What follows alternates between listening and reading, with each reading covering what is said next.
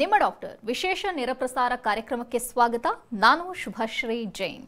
ಒತ್ತಡದ ಜೀವನ, ಬದಲಾಗ್ತಿರುವ ಜೀವನ ಶೈಲಿ, ಜನರಿಗೆ ನೂರಾರು ಆರೋಗ್ಯ ಸಮಸ್ಯೆ, ಯಾವ ಸಮಸ್ಯೆಗೆ ಯಾವ ಚಿಕಿತ್ಸೆ ಅನ್ನೋದೇ ದೊಡ್ಡ ಚಿಂತೆ. ಇಂತಹ ಸಮಸ್ಯೆ ಇರೋರಿಗೆ ಒಂದೇ ವೇದಿಕೆಯಲ್ಲಿ ಸಿಗುತ್ತೆ ಉತ್ತರ. ಇದೇ ಟಿವಿ9ನ ವಿಶೇಷ ಕಾರ್ಯಕ್ರಮ ನಿಮ್ಮ ಡಾಕ್ಟರ್.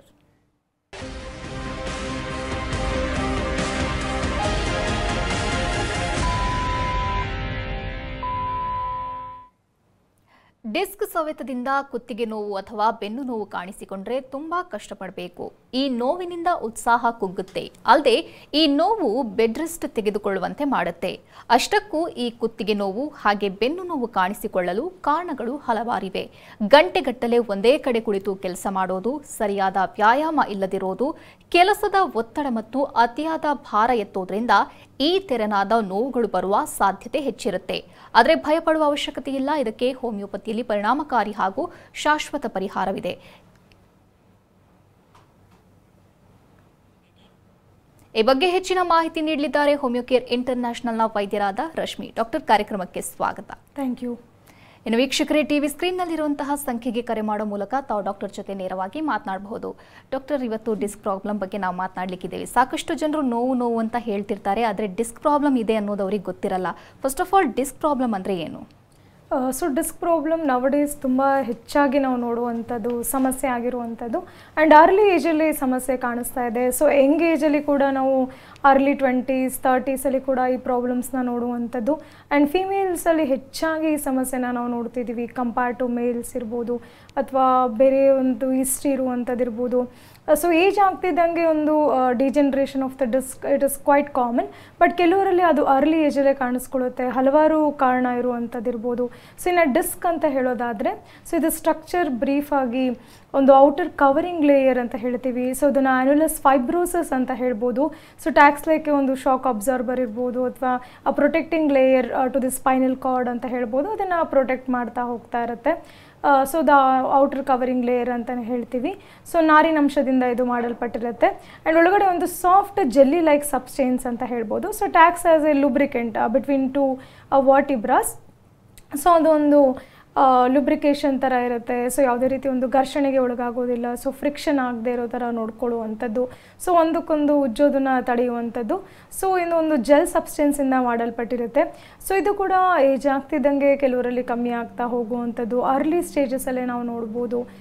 ಸೊ ಆಫ್ಟರ್ ಒಂದು 40+ ಏಜ್ ಆದಮೇಲೆ ಸೊ ಕ್ಯಾಲ್ಶಿಯಂ ಕಮ್ಮಿ ಆಗುವಂಥದ್ದು ಇರ್ಬೋದು, ಅಥವಾ ವೈಟಮಿನ್ ಡಿ ಸಮಸ್ಯೆಯಿಂದಾಗಿ ಸೊ ಬೇಗನೆ ಒಂದು ಡಿಜನರೇಟಿವ್ ಪ್ರಾಬ್ಲಮ್ಸ್ ಆಗಿ ಶುರು ಆಗುವಂಥದ್ದು, ಅಂದರೆ ಡಿಸ್ಕ್ ಸವೆತಕ್ಕೆ ಒಳಗಾಗೋದನ್ನು ನಾವು ನೋಡ್ತೀವಿ. ಸೊ ಇದರಿಂದ ಸೊ ಕೆಲವರು ಪೇಯ್ನ ಅನುಭವಿಸ್ತಾ ಇರ್ತಾರೆ, ಅಥವಾ ಟ್ರಾವೆಲಿಂಗ್ ಮಾಡೋದು ಕಷ್ಟ ಆಗುವಂಥದ್ದು. ಸೊ ಒಬ್ಬೊಬ್ಬರಲ್ಲಿ ಒಂದೊಂಥರ ಸಮಸ್ಯೆಗಳು ಫೇಸ್ ಮಾಡ್ತಾ ಇರ್ತಾರೆ. ಸೊ ಆದರೆ ಡಿಸ್ಕ್ ಪ್ರಾಬ್ಲಮ್ ಅಂತ ಅವ್ರಿಗೆ ಗೊತ್ತಿರೋದಿಲ್ಲ. ಸೊ ಬ್ಯಾಕ್ ಪೇಯ್ನ್ ಇದೆ, ಅಥವಾ ನೆಕ್ ಪೇಯ್ನ್ ಇದೆ, ಸೊ ಅಥವಾ ಸೊಂಟ ನೋವಿದೆ, ಸೊ ಕಾಲು ನೋವಿದೆ. ಸೊ ಇದಕ್ಕೆ ಒಂದು ಸೆಲ್ಫ್ ಮೆಡಿಕೇಷನ್ ಮಾಡ್ಕೊಳ್ಳೋರೇ ಹೆಚ್ಚು ಅಂತಲೇ ಹೇಳ್ಬೋದು. ಸೊ ಯಾವ ಸಮಸ್ಯೆ ಇದೆ ಅಂತ ನೋಡೋದಿಲ್ಲ. ಸೊ ಬದಲಾಗಿ ಪೇಯ್ನ್ ಕಿಲ್ಲರ್ಸ್ನ ತೊಗೊಳ್ಳುವಂಥದ್ದು, ಸೊ ಅವರೇ ಒಂದು ಮಸಾಜ್ ಮಾಡ್ಕೊಳ್ಳುವಂಥದ್ದು ಇರ್ಬೋದು. ಸೊ ಹೀಗೆ ಹೋಮ್ ರೆಮಿಡೀಸ್ ಇರ್ಬೋದು. ಸೊ ಈ ಥರ ಇನಿಷಿಯಲ್ ಆಗಿ ಟ್ರೈ ಮಾಡ್ತಿರ್ತಾರೆ. ಸೊ ಅದು ಯಾವಾಗ ಜಾಸ್ತಿ ಆಗುತ್ತೋ ಆ ಸಮಸ್ಯೆ ಆ ಸ್ಟೇಜಿಂದ ನೆಕ್ಸ್ಟ್ ಸ್ಟೇಜ್ಗೆ ಹೋಗುವಂಥದ್ದು. ಸೊ ಆಗ ಸ್ಪಾಂಡಿಲೋಸಿಸ್ ಅಥವಾ ಡಿಸ್ಕ್ ಪ್ರಾಬ್ಲಮ್ ಇರುವಂಥದ್ದನ್ನ ಸೊ ಐಡೆಂಟಿಫೈ ಮಾಡುವಂಥದ್ದು. ಸೊ ಇದಕ್ಕೆ ಹಲವಾರು ಕಾರಣಗಳನ್ನ ನಾವು ನೋಡ್ಬೋದು. ಸೊ ಅದರಲ್ಲೂ ನವಡೇಸ್ ಹೆಚ್ಚಾಗಿ ನೋಡುವಂಥದ್ದಾದರೆ ಡ್ಯೂ ಟು ಒಂದು ಲೈಫ್ ಸ್ಟೈಲ್ ಕೂಡ ಹೌದು. ಸೊ ಯಾವಾಗ ನಮ್ಮ ಜೀವನ ಶೈಲಿ ಚೆನ್ನಾಗಿರೋದಿಲ್ಲ, ಸೊ ಮೋರ್ ಆಫ್ ಒಂದು ಒಬೆಸಿಟಿ ಇರುತ್ತೆ, ಅಥವಾ ಸ್ಥೂಲಕಾಯ ಇರುತ್ತೆ. ಸೊ ಅದು ಕೂಡ ಒಂದು ಡಿಸ್ಕ್ ಪ್ರಾಬ್ಲಮ್ ಬರೋದಕ್ಕೆ ಪ್ರಮುಖ ಕಾರಣ ಅಂತಲೇ ಹೇಳ್ಬೋದು. ಸೊ ಒಬೆಸಿಟಿ ಅಂತ ಹೇಳಿದಾಗ, ಸೊ ಯಾವಾಗ ನಮ್ಮ ದೇಹದ ತೂಕ ಸೊಂಟ ಭಾಗದಲ್ಲಿ ಬೀಳುತ್ತೋ, ಅಥವಾ ನೀ ಜಾಯಿಂಟ್ ಮೇಲೆ ಬೀಳುತ್ತೋ, ಸೊ ಅರ್ಲಿ ಡಿಜನರೇಟಿವ್ ಚೇಂಜಸ್ ಶುರು ಆಗುತ್ತೆ. ಸೊ ಅದು ಕೂಡ ಕಾರಣ ಅಂತ ಹೇಳ್ಬೋದು. ಆ್ಯಂಡ್ ಯಾವುದೇ ರೀತಿ ಎಕ್ಸಸೈಸ್ ಇರೋದಿಲ್ಲ, ಅಥವಾ ವಾಕಿಂಗ್ ಇರೋದಿಲ್ಲ, ಸೊ ವ್ಯಾಯಾಮ ಆಗಲಿ ಅಥವಾ ಅವರ ಡೇ ಟು ಡೇ ಆ್ಯಕ್ಟಿವಿಟೀಸ್ ಕಮ್ಮಿ ಇದ್ದಾಗ, ಸೊ ಅದು ಕೂಡ ಡಿಸ್ಕ್ ಪ್ರಾಬ್ಲಮ್ ಬರೋದಕ್ಕೆ ಕಾರಣ ಆಗುವಂಥದ್ದು. And lot of stress, tension, ಒಂದು ಒತ್ತಡವಾದ ಜೀವನ ಶೈಲಿ ಏನಿದೆ, ಸೊ ಇದರಿಂದ ತುಂಬ ಸ್ಟ್ರೆಸ್ಸಿಗಾಗಿ ಒಳಗಾಗಿರ್ತಾರೆ, ಅಥವಾ ಟೆನ್ಷನಿಗಾಗಿ ಒಳಗಾಗಿರ್ತಾರೆ. ಸೊ ಅದರಿಂದ ಕೂಡ ಈ ಬ್ಯಾಕ್ ಪೇಯ್ನ್ ಅಥವಾ ನೆಕ್ ಪೇಯ್ನ್ ಹೆಚ್ಚಾಗುವಂಥದ್ದು ಇರ್ಬೋದು. ಅಥವಾ ನಾವು ಕುತ್ಕೊಳ್ಳೋ ಪೋಸ್ಚರ್ ಚೆನ್ನಾಗಿರೋದಿಲ್ಲ, ಸೊ ಒಂದು ನೆಕ್ ಪೇಯ್ನ್ ಬರ್ತಾ ಇದೆ, ಅಥವಾ ಮಲ್ಕೊಳ್ಬೇಕಾದ್ರೆ ಸೊ ಪಿಲ್ಲೋ ಪೊಸಿಷನ್ ಚೆನ್ನಾಗಿರೋದಿಲ್ಲ, ಅಥವಾ ಹೈ ಪಿಲ್ಲೋ ಯೂಸ್ ಮಾಡುವಂಥದ್ದು. ಸೊ ಇದರಿಂದ ಸರ್ವೈಕಲ್ ಸ್ಪಾಂಡಿಲೋಸಿಸ್ ಅಥವಾ ಅಕ್ಯೂಟ್ ಸ್ಪಾಂಡಿಲೋಸಿಸ್ ಸಿಂಪ್ಟಮ್ಸ್ ಏನಿದೆ, ಸೊ ಅದು ಬೇಗ ಒಂದು ಕಾಣಿಸ್ತಾ ಇರುತ್ತೆ. ಸೊ ಆ ತಕ್ಷಣಕ್ಕೆ ರಿಲೀಫ್ ಅಂತ ಒಂದು ಮಸಾಜ್ ಮಾಡುವಂಥದ್ದು ಅಥವಾ ಪೇನ್ ಕಿಲ್ಲರ್ಸಿಂದ ಗುಣ ಆದರೂ ಕೂಡ ಸೊ ಅದು ಫರ್ದರ್ ಡಿಜೆನ್ರೇಷನ್ ಆಗ್ತಿದ್ದಾಗ ಸೊ ಒಂದು ಡಿಸ್ಕ್ ಸವೆತಕ್ಕೆ ಒಳಗಾಗುವಂಥದ್ದು ಅಥವಾ ಹರ್ನಿಯೇಷನ್ ಇರ್ಬೋದು, ಪ್ರೊಲ್ಯಾಪ್ಸ್ ಇರ್ಬೋದು, ಇನ್ನು ಸ್ಲಿಪ್ ಡಿಸ್ಕ್ ಇರ್ಬೋದು, ಹಲವಾರು ರೀತಿಯ ಒಂದು ಸಮಸ್ಯೆಗಳನ್ನ ನಾವು ನೋಡ್ಬೋದು. ಓಕೆ ಡಾಕ್ಟರ್, ಒಬ್ಬರು ಕಾಲರ್ ಇದ್ದಾರೆ ಚಿಕ್ಕಮಗಳೂರಿಂದ. ತ್ರಿವೇಣಿ ಕರೆ ಮಾಡಿದ್ದಾರೆ. ನಮಸ್ತೆ. ನಮಸ್ತೆ. ಸಮಸ್ಯೆ ಹೇಳ್ಕೊಳ್ಳಿ, ಡಾಕ್ಟರ್ ಇದ್ದಾರೆ. ನಾವು ಈಗ ಸುಮಾರು ಒಂದು ವರ್ಷದಲ್ಲಿ ಶಿವಮೊಗ್ಗ ಆಸ್ಪತ್ರೆ ತೋರಿಸಿದ್ವಿ. ಓಕೆ. ತೋರಿಸಿದಾಗ ನಮ್ಗೆ ಕತ್ತಿಂದ ತಂದಿದ್ದು ಎಕ್ಸ್ರೇ ಎಲ್ಲ ಹೊಡೆದಿದ್ರು. ಎಕ್ಸ್ರೇ ಎಲ್ಲ ಹೊಡೆದಾಗ ನಿಮ್ದು ಕುತ್ತಿಗೆದು ನರ ಎಲ್ಲ ವೀಕ್ ಆಗಿದೆ, ನಿಮ್ದು ಸವೆತ ಆಗಿದೆ, ನಿಮ್ಗೇನು ಟ್ರೀಟ್ಮೆಂಟ್ ಮಾಡಕ್ ಬರಲ್ಲ, ಬರೀ ಮಾತ್ರೆ ತಗೊಳ್ಳಿ ಅಂತ ಬರ್ಕೊಟ್ಟಿದ್ರು. ಓಕೆ. ಮಾತ್ರೆ ತಗೊಂಡಿದ್ದೆ ನಾನು. ಮಾತ್ರೆ ತಗೊಂಡಾಗ ಸ್ವಲ್ಪ ದಿವಸ ನೋವು ಇರ್ಲಿಲ್ಲ. ಓಕೆ. ಈಗ ಮತ್ತೆ ಈಗೊಂದು ವಾರದ ಕೆಳಗಡೆ ಮತ್ತೆ ಮಾತ್ರೆ ಕಂಟಿನ್ಯೂ ತಗೊಳಕ್ ಹೇಳಿರ್ಲಿಲ್ಲ ಅವರು.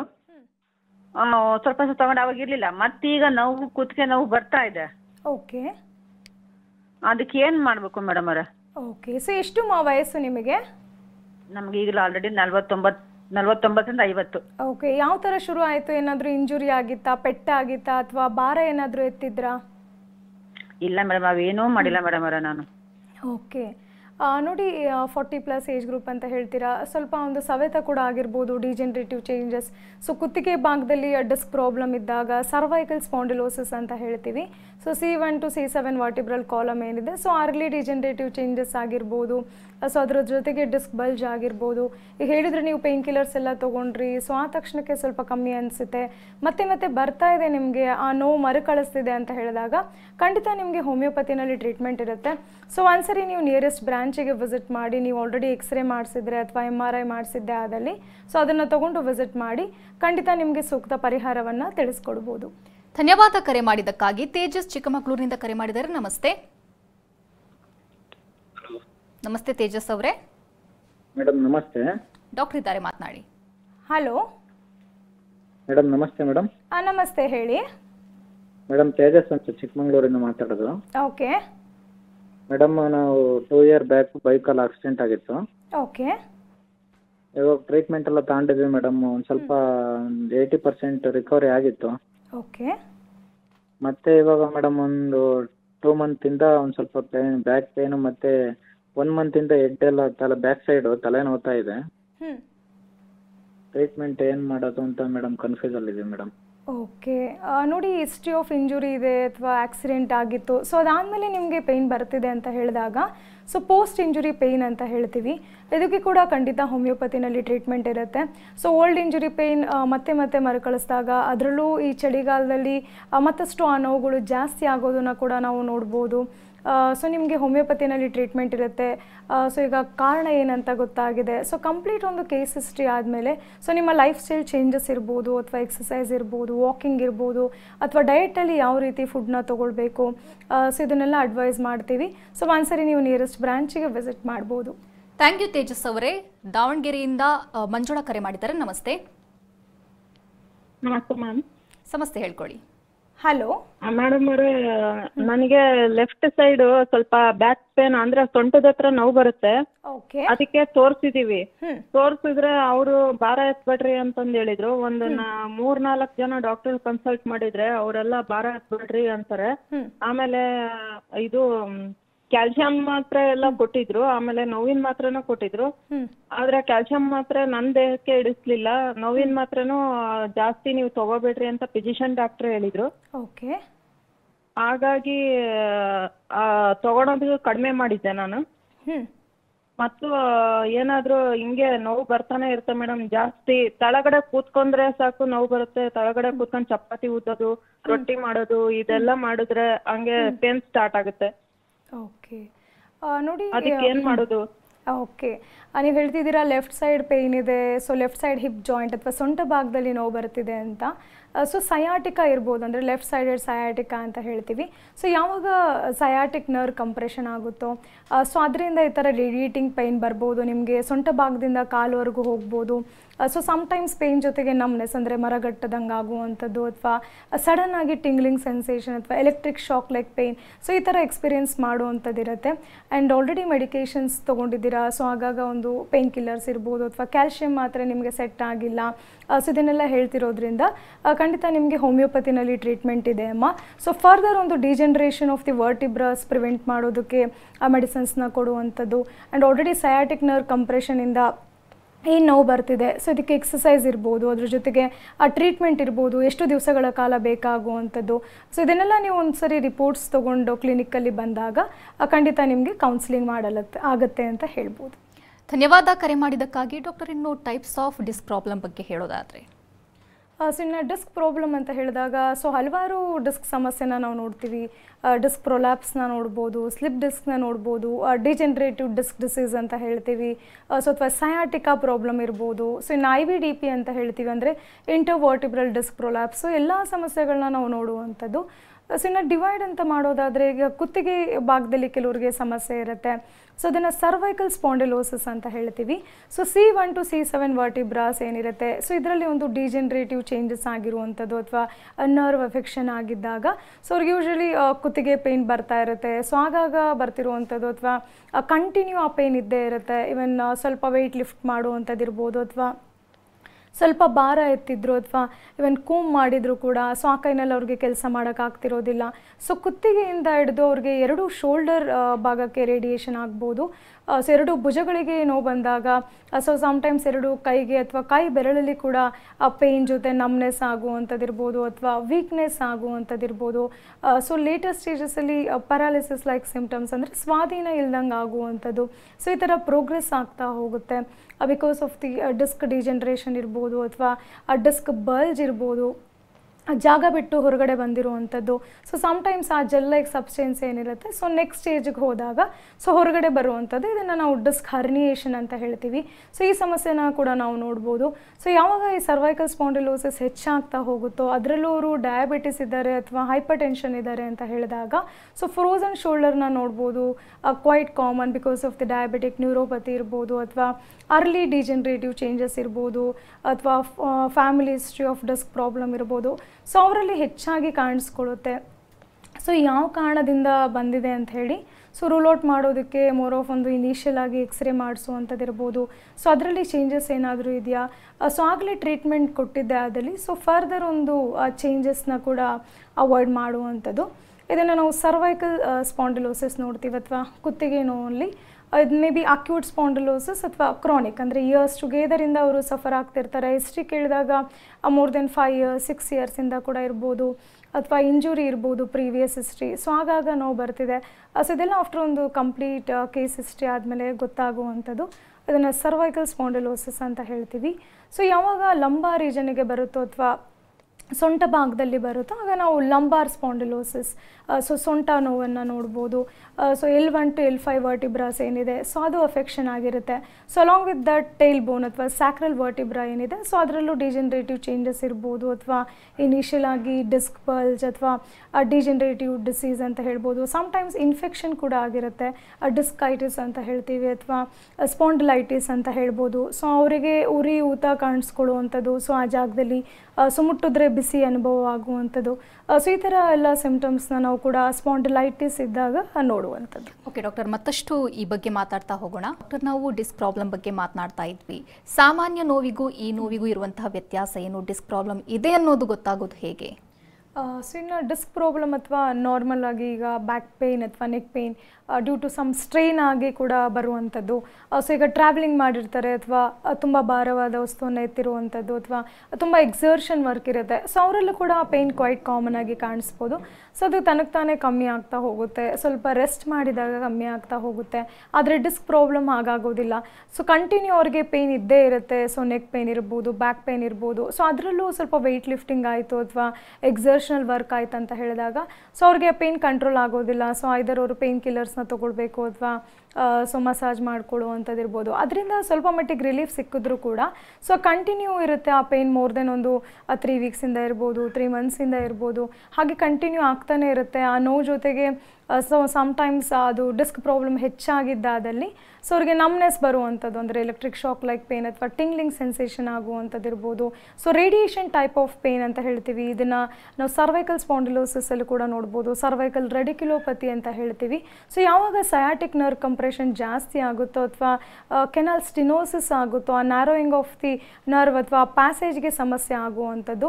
ಸೊ ಆಗ ನರ್ವ್ ಪ್ರಾಬ್ಲಮ್ಸ್ ಮತ್ತಷ್ಟು ಜಾಸ್ತಿ ಆಗುವಂಥದ್ದು. ಇನ್ನು ಫಿಂಗರಲ್ಲಿ ಸೆನ್ಸೇಷನ್ ಇರುತ್ತೆ ಅಥವಾ ಜೋಮ್ ಬರುವಂಥದ್ದು ಇರ್ಬೋದು. ಸ್ವಲ್ಪ ಬೇಕಾಗುತ್ತೆ ಅದು ಕಮ್ಮಿ ಆಗೋದಕ್ಕೆ. ಸೊ ಇನ್ನು ಕೆಲವ್ರಿಗೆ ಈವನ್ ಪೇಯ್ನ್ ಕಿಲ್ಲರ್ಸ್ ತೊಗೊಂಡ್ರು ಅಥವಾ ಮಸಾಜ್ ಮಾಡಿದರೂ ಕೂಡ ಕಮ್ಮಿ ಆಗ್ತಿರೋದಿಲ್ಲ. ಸೊ ಅದರಿಂದ ಕಾಂಪ್ಲಿಕೇಶನ್ಸ್ನ ಕೂಡ ನಾವು ನೋಡ್ಬೋದು. ಈಗ ಸರ್ವೈಕಲ್ ಸ್ಪಾಂಡಿಲೋಸಿಸಿಂದ ಸೊ ಲೇಟೆಸ್ಟ್ ಸ್ಟೇಜಸ್ಗೆ ಅವ್ರಿಗೆ ಒಂದು ಕೈ ಸ್ವಾಧೀನ ಇಲ್ಲದೆ ಇರೋ ಥರ ಆಗುವಂಥದ್ದು. ಸೊ ಈ ಥರ ಸಿಮ್ಟಮ್ಸ್ ಸಡನ್ನಾಗಿ ಕೂಡ ಅವ್ರಿಗೆ ಬರ್ಬೋದು. Sometimes it is surgical emergency ಕೂಡ ಹೌದು. ಸೊ ಇನ್ನು ಕೆಲವ್ರಿಗೆ ಈ ಸಮಸ್ಯೆ ಒಂದು ಮೋರ್ ದೆನ್ 10 to 15 ಇಯರ್ಸಿಂದ ಇರುತ್ತೆ. ಸೊ ಆಗಾಗ ಬಿಟ್ಟು ಬಿಟ್ಟು ಬರ್ತಿದೆ. ಸ್ವಲ್ಪ ಮಟ್ಟಿಗೆ ಕಮ್ಮಿ ಆಗುತ್ತೆ, ಎಗೇನ್ ಸ್ವಲ್ಪ ಚಳಿಗಾಲ ಬಂದಲ್ಲಿ ಜಾಸ್ತಿ ಆಗುವಂಥದ್ದು ಅಥವಾ ಅವರು ಕೆಲಸ ಜಾಸ್ತಿ ಆದಾಗ, ಎಕ್ಸರ್ಷನ್ ಆದಾಗ ಜಾಸ್ತಿ ಆಗೋದಂತ ಕೂಡ ನೋಡ್ಬೋದು. ಸೊ ಇನ್ನು ಲಂಬಾರ್ ಸ್ಪಾಂಡಿಲೋಸಿಸಲ್ಲಿ ಕೂಡ ಸೊ ಅವ್ರಿಗೆ ಸೊಂಟ ನೋವು ಬರ್ತಾ ಇರುತ್ತೆ, ಐದರ್ ಅಪ್ಪರ್ ಬ್ಯಾಕ್ ಅಥವಾ ಲೋಯರ್ ಬ್ಯಾಕ್ ಪೇಯ್ನ್ ಬರುವಂಥದ್ದು. ಸೊ ಅದರಿಂದ 2 ಕಾಲಿಗೆ ಪೇಯ್ನ್ ಜಾಸ್ತಿ ಆಗುವಂಥದ್ದು ಇರ್ಬೋದು, ಕಾಲು ಬೆರಳುಗಳಲ್ಲಿ ಪೇಯ್ನ್ ಬರುವಂಥದ್ದು ಇರ್ಬೋದು, ಅಥವಾ ಸಯಾಟಿಕ್ ನರ್ವ್ ಕಂಪ್ರೆಷನಿಂದಾಗಿ ಸೊ ಐದರ್ ಅವ್ರಿಗೆ ರೈಟ್ ಸೈಡ್ ಆಫ್ ದಿ ಲೆಗ್ಗಲ್ಲಿ ಅಥವಾ ಲೆಫ್ಟ್ ಸೈಡ್ ಆಫ್ ದಿ ಲೆಗ್ಗಲ್ಲಿ ಪೇಯ್ನ್ ಜಾಸ್ತಿ ಆಗುವಂಥದ್ದು, ನಮ್ನೆಸ್ ಜಾಸ್ತಿ ಆಗುವಂಥದ್ದು, ಇನ್ನು ಟಿಂಗ್ಲಿಂಗ್ ಸೆನ್ಸೇಷನ್ ಅಥವಾ ನೀಡಲ್ ಪ್ರಿಕ್ಕಿಂಗ್ ಸೆನ್ಸೇಷನ್ ಅಂತ ಹೇಳ್ತೀವಿ. ಸೊ ಸಮ್ಟೈಮ್ಸ್ ನರ್ವ್ ಕಂಪ್ರೆಷನ್ ಜಾಸ್ತಿ ಆದಾಗ ಸೊ ಬರ್ನಿಂಗ್ ಅಥವಾ ಉರಿ ಆಗುವಂಥದ್ದು ಇರ್ಬೋದು. ಸೊ ಕೆಲವ್ರಿಗೆ ಅದರಿಂದ ಹಲವಾರು ಒಂದು ಎಕ್ಸ್ಟರ್ನಲ್ ಅಪ್ಲಿಕೇಶನ್ ಹಚ್ತಾ ಇರ್ತಾರೆ. ಸೊ ಆ ತಕ್ಷಣಕ್ಕೆ ಕಮ್ಮಿ ಆಗುತ್ತೆ. ಬಟ್ ಆ continue aching type of pain ಏನಿದೆ ತುಂಬ ಸಿವಿಯರಿಟಿ ಆಗಿರುತ್ತೆ ಅಂತ ಹೇಳ್ಬೋದು. ಓಕೆ ಡಾಕ್ಟರ್, ಕಾಲರ್ ಇದ್ದಾರೆ ಕುಂದಾಪುರದಿಂದ. ವಿಶ್ವರಾಜ್ ಕರೆ ಮಾಡಿದ್ದಾರೆ. ನಮಸ್ತೆ. ನಮಸ್ತೆ. ಸಮಸ್ಯೆ ಹೇಳ್ಕೊಳ್ಳಿ. ಹಲೋ ಮೇಡಮ್ ನಮಸ್ತೆ. ನಮಸ್ತೆ, ಹೇಳಿ ಮೇಡಮ್. ಇವಾಗಲೇ ಕೇಳ್ಕೊಂಡಿದ್ದೀವಿ ಲಂಬರ್ ಸ್ಪಾಂಡಿಲೋಸಿಸ್ ಬಗ್ಗೆ ಮಾತಾಡ್ತಾ ಇದ್ದೀನಿ. ಆಕ್ಚುಲಿ ನನಗೆ ಲೋವರ್ ಬ್ಯಾಕ್ ಪೇನ್ ಇದೆ. ಓಕೆ. MRI ಸ್ಕ್ಯಾನ್ ಮಾಡಿದಾಗ C4 C5 ಮತ್ತೆ ಕೆಳಗಡೆ ನೀವು ಲಂಬರ್ ಸ್ಪೈನ್ ಇದೆಯಲ್ಲ ಆ ರೀಜನ್ ಅಲ್ಲಿ 2 ರಿಂದ 3 ಕಡೆ ಡಿಸ್ಕ್ ಬಲ್ಜ್ ಇದೆ ಅಂತ MRI ಅಲ್ಲಿ ಬಂದಿದೆ, ಮೈಲ್ಡ್ ಡಿಸ್ಕ್ ಬಲ್ಜ್ ಅಂತ. Okay. Most of the time ನನಗೆ ಅಂದ್ರೆ ಏನಾಗುತ್ತೆ ಅಂದ್ರೆ ನಮಗೆ ಜಾಸ್ತಿ ಎಕ್ಸರ್ಸೈಸ್ ಬಗ್ಗೆ ಗೊತ್ತಿರಲ್ಲ. ನಾವೇನ್ ಮಾಡ್ತೀವಿ, ಏನ್ ಮಾಡಬಾರ್ದು ಅದನ್ನ ನಾವು ಮಾಡ್ತೀವಿ. ಸೊ ಮೇಡಮ್ ಅದ್ರ ಬಗ್ಗೆ ನಮ್ಗೆ ಮತ್ತೆ ಯಾವ ತರ ನಿಮ್ಮ ಹೋಮಿಯೋಪತಿಯಲ್ಲಿ ಲಾಸ್ಟ್ ಕುಂದಾಪುರದಲ್ಲಿ ಒಬ್ಬರನ್ನ ಮೀಟ್ ಆಗಿದ್ದು, ಉತ್ತಮ್ ಕುಮಾರ್ ಅಂತೇಳಿ. ಓಕೆ. ಅವರು ಸಯಾಟಿಕ್ ಪೇನ್ ಇರ್ಬೋದು ಅಂತ ಹೇಳಿದ್ರು. ಬಟ್ ನಾ ಸ್ಟ್ರೈಟ್ ಆಗಿ ಈಗ MRI ಮಾಡಿದ್ದೀನಿ ಮೊನ್ನೆ ಅಷ್ಟೇ, ಇನ್ನು ಹೋಗಿಲ್ಲ ಅವ್ರ ಹತ್ರ, ಹೋಗ್ಬೇಕಿತ್ತು. ಓಕೆ. ಸೊ MRI ಈಗ ಡಿಸ್ಕ್ ಬಲ್ಜ್ ಇದೆ ಅಂತ ಇರುವಂತದ್ದಾ? C4 C5 ಅದೇ, ಮತ್ತೆ ಕೆಳಗಡೆ C5 C6 C7 ಹಾಗೆ ಡೌನ್ ಲಂಬರ್ ರೀಜನ್ ಅಲ್ಲಿ. ನನಗೆ ಏನು ಸಿಂಪ್ಟಮ್ಸ್ ಅಂದ್ರೆ ನಂಗೆ ಮಾರ್ನಿಂಗ್ ಹೇಳುವಾಗ ಹೀಲ್ ಅಲ್ಲಿ ಪೇನ್ ಬರ್ತದೆ, ಸ್ವಲ್ಪ ನಡೆದ ಮೇಲೆ ಸರಿ ಆಗ್ತದೆ. ಮತ್ತೆ ಸಿವಿಯರ್ ಲೋವರ್ ಬ್ಯಾಕ್ ಪೇನ್ ಇದೆ ನನಗೆ. ಮತ್ತೆ ಆಲ್ರೆಡಿ ನನಗೆ ಒಂದ್ಸರಿ ಅಪ್ಪರ್ ಸರ್ವಿಕಲ್ ಕಾರ್ಡ್ ಸರ್ಜರಿ ಕೂಡ ಆಗಿದೆ, ACM ಅಂತ, ಅರ್ನಾಲ್ಡ್ ಚೇರಿ ಮಾಲ್ಫಾರ್ಮೇಷನ್ ಟೈಪ್ 1. ಓಕೆ. ಇವಾಗ ಅಂದ್ರೆ ನಾನೀಗ ಬೆಡ್ ರೆಸ್ಟ್ ಅಲ್ಲಿ ಇದ್ದೀನಿ, ಬೆಲ್ಟ್ ಎಲ್ಲ ಸ್ವಲ್ಪ ಯೂಸ್ ಮಾಡ್ತಾ ಇದ್ದೀನಿ. ಮೇಡಮ್ ವಾಟ್ ಟು ಡೂ, ನಂಗೆ ಏನ್ ಮಾಡ್ಬೇಕು ಮಾಡಬಾರ್ದು ಅದ್ರ ಬಗ್ಗೆ ಸ್ವಲ್ಪ ಕನ್ಫ್ಯೂಷನ್ ಇದೆ. ಓಕೆ. ನೋಡಿ, ಈಗ ಡಿಸ್ಕ್ ಬಲ್ಜ್ ಇದೆ, ಅದರಲ್ಲೂ ಪ್ರೀವಿಯಸ್ ಆಗಿ ಒಂದ್ಸರಿ ಆಪರೇಟ್ ಆಗಿದೆ ಅಂತ ಹೇಳ್ತಿದ್ದೀರಾ. ಸೊ ಯಾವ ಕಾರಣದಿಂದ ಆಗಿದೆ ಅದು ಕಂಪ್ಲೀಟ್ ಒಂದು ಕೇಸ್ ಹಿಸ್ಟ್ರಿ ನೋಡಬೇಕಾಗತ್ತೆ. ಇದರ ಫ್ಯಾಮಿಲಿ ಹಿಸ್ಟ್ರಿಯಿಂದ ಇರುವಂಥದ್ದು ಅಥವಾ ನಿಮಗೆ ಇಂಜುರಿ ಆಗಿ ಬರುವಂಥದ್ದು, ಅಥವಾ ನೀವೇ ಹೇಳಿದ್ರಿ ಎಕ್ಸಸೈಸ್ ಎಲ್ಲ ಮಾಡ್ತಿದ್ದೀರಾ. ಸೊ ಕೆಲವರು ಸೊ ಅವರೇ ಎಕ್ಸಸೈಸ್ ಮಾಡ್ಕೊಳ್ತಾರೆ. ಸೊ ವಿತೌಟ್ ಎನಿ ಒಂದು ಸಜೆಷನ್ಸ್ ಇಲ್ದೇ ತುಂಬ ಒಂದು ಸಿವಿಯರ್ ಆಗಿ ಮಾಡಿದ್ರು ಅಥವಾ ನಿಮ್ಮ ದೇಹಕ್ಕೆ ಸೊ ಅದು ಸೆಟ್ ಆಗ್ತಿಲ್ಲ ಅಥವಾ ಬೇರೆ ಪ್ರಾಬ್ಲಮಿಂದ ಸಫರ್ ಆಗ್ತಿದ್ದಾರೆ. ಈಗ ಡಿಸ್ಕ್ ಡಿಜೆನ್ರೇಷನ್ ಇದ್ದಾಗ ಸೊ ನೀವು ಎಕ್ಸಸೈಸ್ ಮಾಡಿದ್ದೆ ಅದಲ್ಲಿ ವಿಗರಸ್ ಆಗಿ ಅದು ಮತ್ತಷ್ಟು ಜಾಸ್ತಿ ಆಗೋದನ್ನು ನೋಡ್ಬೋದು. ಸೊ ಅದಕ್ಕೆ ರೆಸ್ಟ್ ಬೇಕಾ ಅಥವಾ ಯಾವ ಥರ ಟ್ರೀಟ್ಮೆಂಟ್ ಇದೆ, ಸೊ ಇದೆಲ್ಲ ಒಂದು ಕೌನ್ಸಿಲಿಂಗ್ ಮಾಡೋದ್ರ ಮುಖಾಂತರ ತಿಳಿಸ್ಕೊಡಲಾಗುತ್ತೆ. ಆ್ಯಂಡ್ ನಿಮ್ಮ ಲೈಫ್ ಸ್ಟೈಲ್ ಇರ್ಬೋದು ಅಥವಾ ಪರ್ಟಿಕ್ಯುಲರ್ ಆಗಿ ಯಾವ ಎಕ್ಸಸೈಸ್ ಮಾಡಬೇಕು ಅಥವಾ ಫಿಸಿಯೋಥೆರಪಿ ಏನಾದರೂ ಬೇಕಾಗುವಂಥದ್ದು, ಸೊ ಇದೆಲ್ಲ ಅಡ್ವೈಸ್ ಮಾಡಲಾಗುತ್ತೆ. ಒಂದ್ಸರಿ ನೀವು MRI ರಿಪೋರ್ಟ್ಸ್ ಏನು ಮಾಡಿಸಿದ್ದೀರಾ ಸೊ ಅದನ್ನು ತೊಗೊಂಡು ನಿಯರೆಸ್ಟ್ ಬ್ರಾಂಚಿಗೆ ವಿಸಿಟ್ ಮಾಡಿ ಸೊ ತದನಂತರ ಹೋಮಿಯೋಪತಿನಲ್ಲಿ ನಿಮಗೆ ಸೂಕ್ತ ಪರಿಹಾರವನ್ನು ತಿಳಿಸ್ಕೊಡ್ಬೋದು. ಥ್ಯಾಂಕ್ ಯು ಕರೆ ಮಾಡಿದ್ದಕ್ಕಾಗಿ. ಡಾಕ್ಟರ್, ಟ್ರೀಟ್ಮೆಂಟ್ ಬಗ್ಗೆ ಹೇಳೋದಾದರೆ? ಸೊ ಇನ್ನು ಟ್ರೀಟ್ಮೆಂಟ್ ಅಂತ ಬಂದಾಗ ಸೊ ಫಸ್ಟು ಕಾರಣವನ್ನು ನೋಡಬೇಕಾಗತ್ತೆ. ಸೊ ಯಾವ ಕಾರಣದಿಂದ ಅವ್ರಿಗೆ ಈ ಪ್ರಾಬ್ಲಮ್ ಬಂದಿದೆ, ಸೊ ಡಿಸ್ಕ್ ಬಲ್ಜ್ ಇದೆಯಾ ಅಥವಾ ಡಿಸ್ಕ್ ಹರ್ನಿಯೇಷನ್ ಇರುವಂಥದ್ದು ಅಥವಾ ಸಯಾಟಿಕ್ ಪ್ರಾಬ್ಲಮ್ ಇರುವಂಥದ್ದು. ಸೊ ಸಮ್ಟೈಮ್ಸ್ ಫ್ಯಾಮಿಲಿ ಹಿಸ್ಟ್ರಿ ಇರುತ್ತೆ, ಆಂಕಲೈಸಿಂಗ್ ಸ್ಪಾಂಡಿಲೋಟಿಸ್ ಇರುತ್ತೆ. ಸೊ ಅಂಥವ್ರಿಗೆ ಜೆನೆಟಿಕ್ ಆಗಿ ಪ್ರಾಬ್ಲಮ್ ಬಂದಿರುವಂಥದ್ದು ಅಥವಾ ಫ್ಯಾಮಿಲಿ ಹಿಸ್ಟ್ರಿ ಆಫ್ ಸ್ಪಾಂಡಿಲೈಸಿಸ್ ಇದೆಯಾ ಅಥವಾ ರಿಪೀಟೆಡ್ ಸರ್ಜರಿಯಿಂದ ಬಂದಿರುವಂಥದ್ದು. ಸೊ ಸಮ್ಟೈಮ್ಸ್ ಪೋಸ್ಟ್ LSCS ಆದಮೇಲೆ ಫೀಮೇಲ್ಸಲ್ಲಿ ನಾವು ಹೆಚ್ಚಾಗಿ ನೋಡ್ತೀವಿ ಬ್ಯಾಕ್ ಪೇನ್ ಇರ್ಬೋದು ಅಥವಾ ಜಾಯಿಂಟ್ ಪೇನ್ ಇರ್ಬೋದು ಅಥವಾ ಒಬೆಸಿಟಿಯಿಂದಾಗಿ ಕೂಡ ನೋವು ಬರ್ತಿರ್ಬೋದು. ಸೊ ಕೆಲವರಲ್ಲಿ ಈಗ ಲೈಫ್ ಸ್ಟೈಲ್ ಚೇಂಜಸ್ ಕೂಡ ಮಾಡಬೇಕಾಗತ್ತೆ. ಸೊ ಯಾವುದೇ ರೀತಿ ಎಕ್ಸಸೈಸ್ ಇರೋದಿಲ್ಲ, ವಾಕಿಂಗ್ ಇರೋದಿಲ್ಲ, ಸೊ ಸ್ಟ್ಯಾಗ್ನೆಂಟ್ ಲೈಫ್ ಇರುತ್ತೆ ಅಥವಾ ಅವ್ರು ಕುತ್ಕೊಳ್ಳೋ ಪೋಸ್ಚರ್ ಚೆನ್ನಾಗಿರೋದಿಲ್ಲ. ಸೊ ಇದೆಲ್ಲ ಇದ್ದಾಗ ಪೋಸ್ಚರ್ ಕರೆಕ್ಷನ್ ಕೂಡ ಮಾಡಬೇಕಾಗುವಂಥದ್ದು. And along with that at least ಒಂದು 45 ಮಿನಿಟ್ಸ್ ಫಿಸಿಕಲ್ ಆ್ಯಕ್ಟಿವಿಟಿ ಇರ್ಬೋದು, ಎಕ್ಸಸೈಸ್ ಇರ್ಬೋದು, ವಾಕಿಂಗ್ ಇರ್ಬೋದು. ಸೊ ಇದನ್ನು ಮಾಡುವಂಥದ್ದು. ಸೊ ಇನ್ನು ಕೆಲವ್ರಿಗೆ ಡಯಟಲ್ಲಿ ಕೂಡ ಕ್ಯಾಲ್ಶಿಯಂ ರಿಚ್ ಫುಡ್ನ ತಗೊಳ್ಳುವಂಥದ್ದು ಉತ್ತಮ ಅಂತ ಹೇಳ್ಬೋದು. ಥ್ಯಾಂಕ್ ಯು ಡಾಕ್ಟರ್, ಸಾಕಷ್ಟು ಮಾಹಿತಿ ನೀಡಿದ್ರಿ. Thank you. ಇನ್ನು ವೀಕ್ಷಕರೇ, ಟಿವಿ ಸ್ಕ್ರೀನ್ನಲ್ಲಿರುವಂತಹ ಸಂಖ್ಯೆಗೆ ಕರೆ ಮಾಡೋ ಮೂಲಕ ತಾವು ಡಾಕ್ಟರ್ನ ನೇರವಾಗಿ ಭೇಟಿಯಾಗಬಹುದು. ಅಡ್ರೆಸ್ ಪ್ಲೇಟ್ ಇಂತಿದೆ. Homeocare international private limited Bengaluru ಶಾಖೆಗಳು ಜಯನಗರ, ಮಲ್ಲೇಶ್ವರ, ಇಂದಿರಾನಗರ, HSR ಲೇಔಟ್. ಇತರೆ ಶಾಖೆಗಳು ಬೆಳಗಾವಿ, ದಾವಣಗೆರೆ, ಹುಬ್ಬಳ್ಳಿ, ಮೈಸೂರು, ಮಂಗಳೂರು, ಕಲಬುರಗಿ, ಬಳ್ಳಾರಿ, ವಿಜಯಪುರ, ಹಾಸನ, ಬೀದರ್, ಶಿವಮೊಗ್ಗ, ತುಮಕೂರು. ದೂರವಾಣಿ ಸಂಖ್ಯೆ 1800 108 1212. ಇದು ಇವತ್ತಿನ ನಿಮ್ಮ ಡಾಕ್ಟರ್. ನಿರಂತರ ಸುದ್ದಿಗಾಗಿ ನೋಡ್ತಾ ಇರಿ TV9.